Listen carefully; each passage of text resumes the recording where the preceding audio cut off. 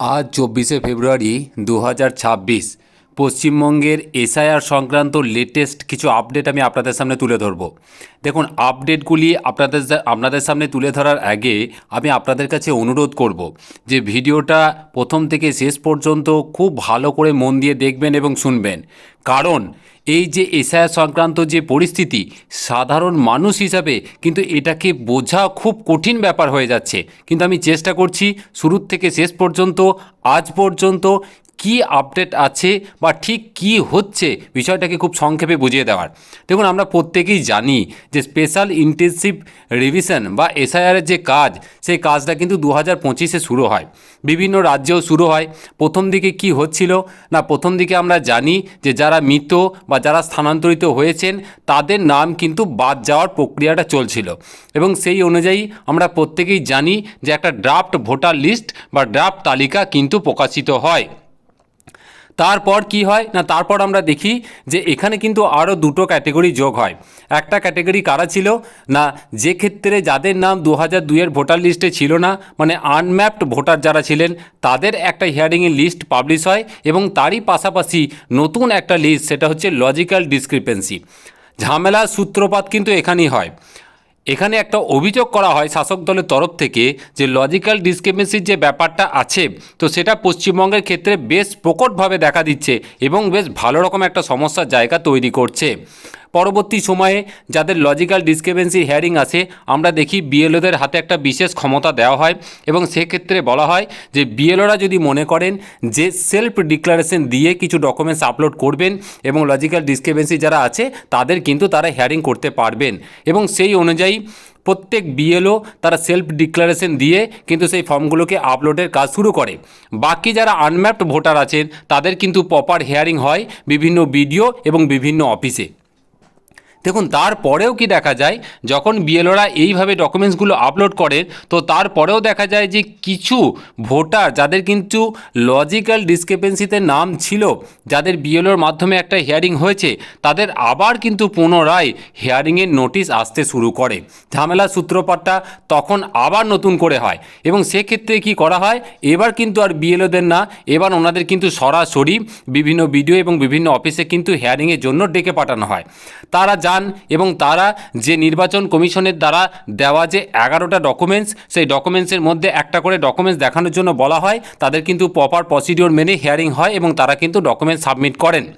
ঠিক সেই সময় দেখা যায় যে একটা অভিযোগ আসতে শুরু করে শাসক দলের তরফ থেকে যে এখানে নাকি কিছু যোগ্য ভোটার আছেন যাদের নাম কিন্তু বাদ দেওয়ার একটা চেষ্টা চালানো হচ্ছে। এইরকম একটা অভিযোগ এনে সেটা কিন্তু সুপ্রিম কোর্ট পর্যন্ত গড়ায়। সুপ্রিম কোর্টের কড়া অর্ডার থাকে যে যদি এরকম কোনো বিষয় হয়, যেহেতু নির্বাচন কমিশন এবং রাজ্যের মধ্যে একটা দ্বন্দ্ব তৈরি হয়েছে, তো কোনো নিউট্রাল কোনো মাঝামাঝি সংস্থা বা কোনো ব্যক্তিকে বা ব্যক্তিবর্গকে দিয়ে কিন্তু এটা মীমাংসা করে দিতে হবে। তার জন্য সুপ্রিম কোর্ট থেকে কড়া অর্ডার কিন্তু দেওয়া হয় যে এখানে হাইকোর্টের প্রধান বিচারপতির নেতৃত্বে বলা হয় যে কিছু বিচারক নিযুক্ত করতে হবে যারা কিন্তু এই লজিক্যাল ডিসক্রিপেন্সির যে একটা বৃহত্তর মামলা, তা সেগুলোর কিন্তু হিয়ারিং করবেন, এবং সেই অনুযায়ী সেই মামলার কিন্তু আজকে হিয়ারিং ছিল। তো পুরো বিষয়টা আমি সংক্ষেপে আপনাদের সামনে আগের ঘটনা বুঝিয়ে দিলাম। এবার বর্তমানে কি হচ্ছে আমি একটু বলে দিই। দেখুন, আজকে যে হিয়ারিং ছিল সেক্ষেত্রে সুপ্রিম কোর্ট থেকে কড়া নির্দেশ দিয়ে দেওয়া হয় যে 28 তারিখ মানে 28শে ফেব্রুয়ারি কিন্তু ফাইনাল ভোটার লিস্ট পাবলিশ হবে।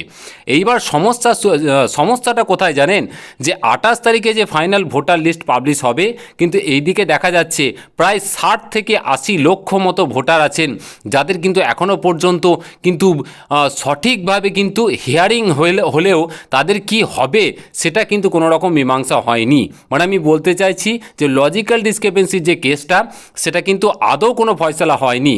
তার জন্য হাইকোর্টের তরফ থেকে হাইকোর্টের প্রধান বিচারপতির নেতৃত্বে 250 জন বিচারকের লিস্ট কিন্তু সুপ্রিম কোর্টের কাছে আজকে জমা দেওয়া হয়, এবং যারা কিন্তু প্রপার হিয়ারিং করে। তো সুপ্রিম কোর্ট সেখানে আশঙ্কা প্রকাশ করে যে 250 জন বিচারপতি যেভাবে যদি এইভাবে হিয়ারিং করেন, তাহলে সেক্ষেত্রে কমপক্ষে কিন্তু 80 দিন সময় কিন্তু লেগে যেতে পারে। আর আমরা এদিকে জানি যে মে মাসের মধ্যেই কিন্তু নির্বাচন কমপ্লিট করতে হবে। তো রাজ্যে একটা এখন অদ্ভুত পরিস্থিতি চলছে। কারণ মে মাসের মধ্যে যদি ইলেকশন না কমপ্লিট করা যায় তাহলে কিন্তু রাজ্যের যে বর্তমান সরকার তার যে সরকার চালানোর যে সীমাবদ্ধতা সেটা কিন্তু নষ্ট হবে এবং সেক্ষেত্রে রাজ্যে বর্তমানে কিন্তু রাষ্ট্রপতি শাসন জারি করার মতো একটা পরিস্থিতি ভবিষ্যতে হলেও কিন্তু তৈরি হতে পারে। তো এই অবস্থায় উপায় কি?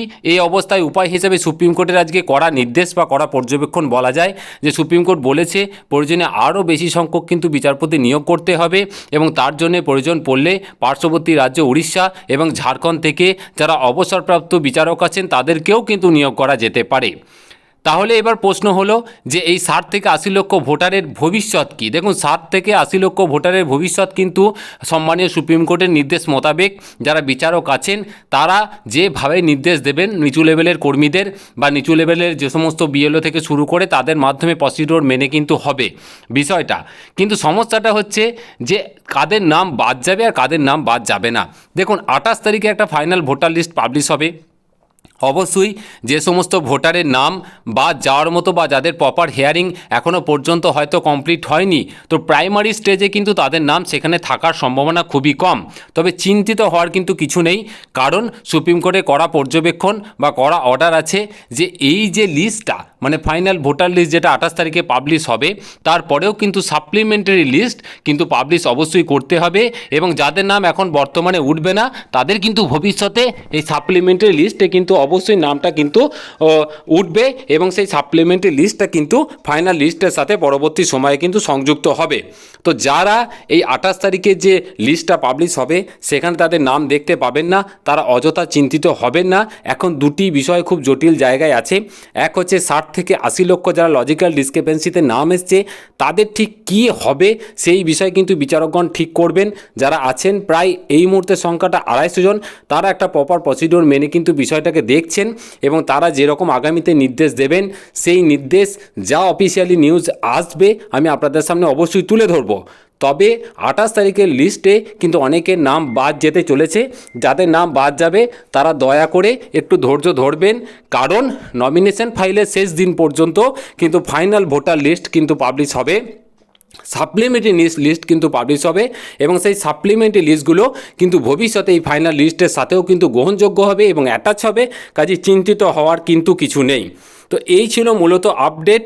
আপাতত ধৈর্য ধরুন, ওয়েট করুন পরবর্তী নির্দেশ আদেশনামা কি আসে।